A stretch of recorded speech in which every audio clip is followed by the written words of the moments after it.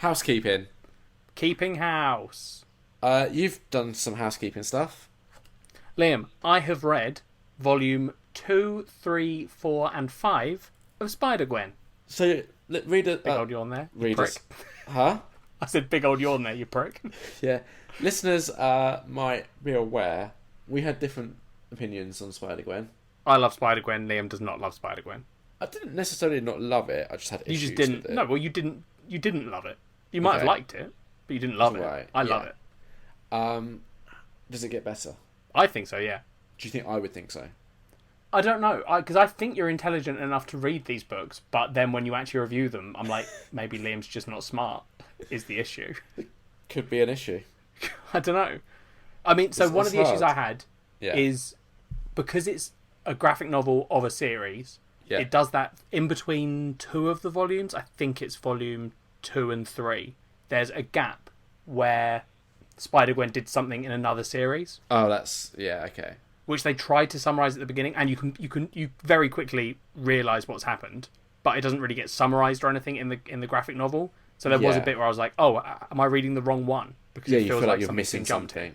Which, as we have definitely discussed, that is an issue I have with like these big like superhero graphic novels. Yeah. I think that we've definitely discussed in the past, one of my problems is when you feel like you're missing content. Which, to be fair, is why one of the reasons... It's one of the reasons I like Spider-Gwen, is because she's in her own universe compared to the main. There's a lot less chance of those crossovers happening. Yeah. I think it might... I've not even looked to see how many graphic novels it was, because I just wanted to carry on reading and couldn't be bothered to go and find them. So I think it might only be one graphic novel I'd have to read to catch up with it. Yeah. But other than that, I think it gets better. The story gets more interesting. It doesn't fall into a lot of the same... Like, it's one of those things where it could quite easily fall into just doing Spider-Man stories, and it doesn't feel like it is.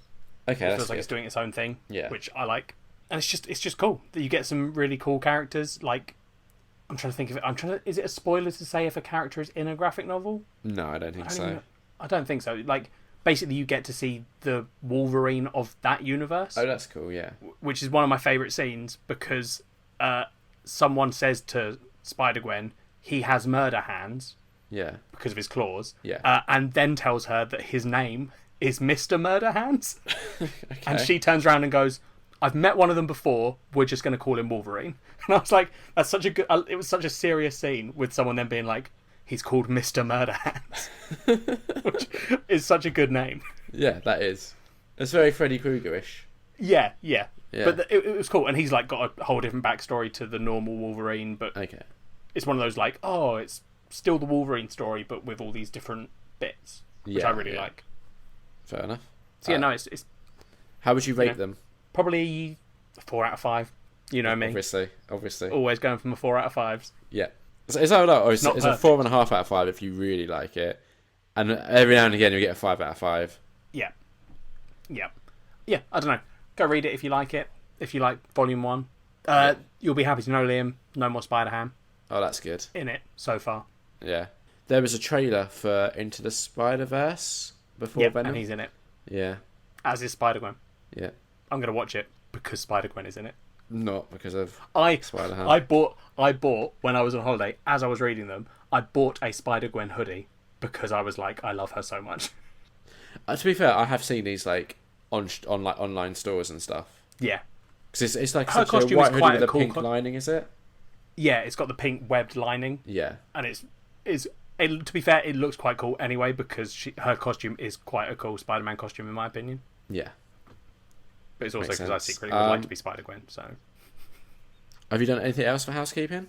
No, don't think so. Have you? I've not done anything for housekeeping, but we have had some correspondence. Okay. Hit me with it. First, I wanted to talk about... I've just got to find again. So you sent me a message on WhatsApp saying, Frankie is behind on Nerd, but wanted to say this. Yep. I don't know how to correspond... Let's start again. I don't know how to correspond to the show directly because, well, to be honest, I'm lazy and don't have Twitter.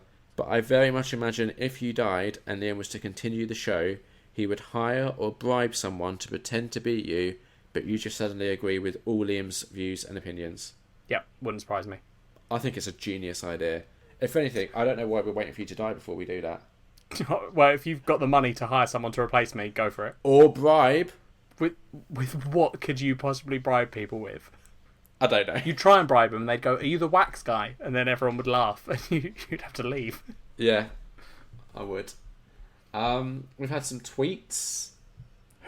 Let me guess. Amanda. Yep. Yay! She said, "I've only listened to a little bit so far, but it cracked me up that Croatia had to wait for news of the Great Magnet debacle." And then I think she got confused because I said priorities, Amanda, which I meant the priority was the Magnet debacle overtook Croatia. But Amanda was saying, "Ha ha, I'll get there." So I think she thought I meant like the priority for you should be listening to our episode. I don't know, the whole thing's confused me. I don't know what the Magnet debacle is.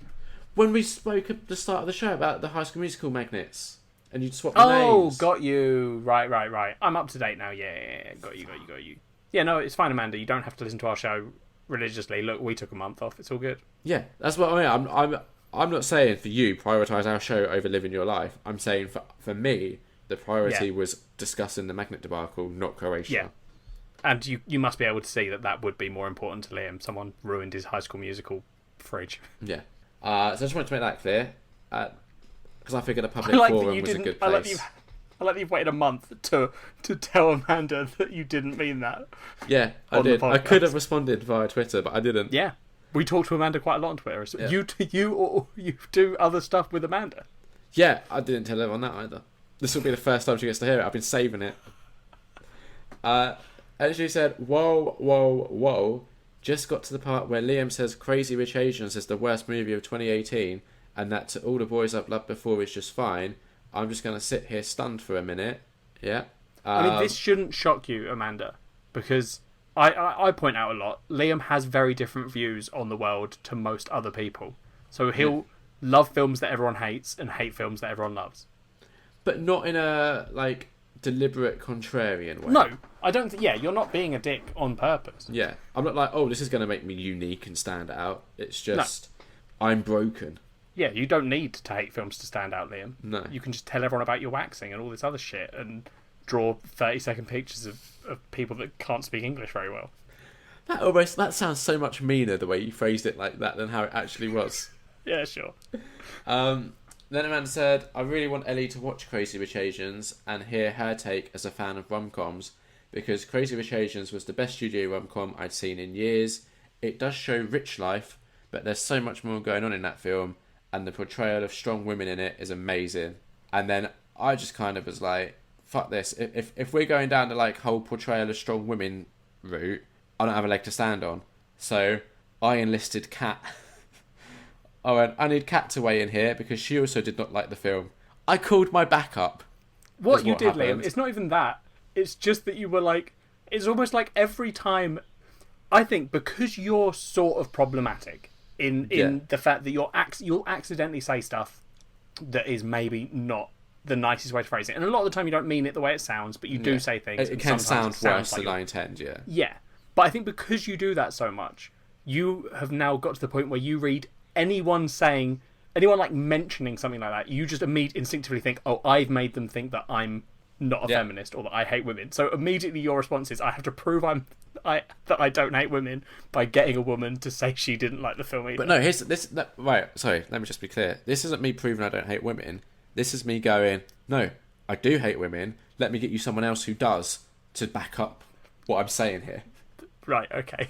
Obviously, I don't mean like all women. I just mean the women in this film. See, this is what I mean, listeners. That's a good example of Liam saying bad something. Phrasing. Because what Liam did just say there was that he does hate women. Yeah. Which is, I don't think, what he meant. No, I meant the women in the film.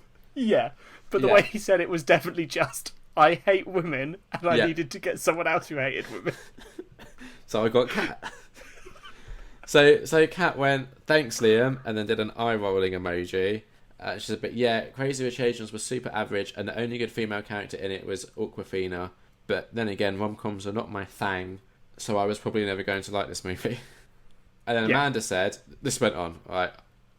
You don't need to do this. Is not, we don't. Just get to a point where it stops being interesting, because I imagine eventually this will get to a point in this thread. But Amanda and Kat go on a little bit more. And then someone else chimed in. Chelsea at J Chelsea W. Chelsea hates that it's still summer. She also really liked the film. And so when Amanda said the portrayal of strong women in it is amazing, Chelsea said that's what sets it apart for me. That movie is a freaking feminist goldmine. Even the characters you want to hate, they're still strong women. Nobody is the same either. Every woman is strong in a different way. It's so good. And it was after reading that one that I was like, oh, fuck this, I'm not getting involved. I'm going to get Kat to basically fight this argument for me. It's not an argument, Liam. You just didn't like the film. I hated it. Yeah, that's fine. With a burning passion. That's fine. You can hate the film. Yeah, I did. I know. So I think you should see it, but it is starting to come out of cinemas now. That's fine. I'll either wait for it to come out on DVD or... It'll probably be on Netflix at some point. Yeah. That was it for housekeeping. Fair enough.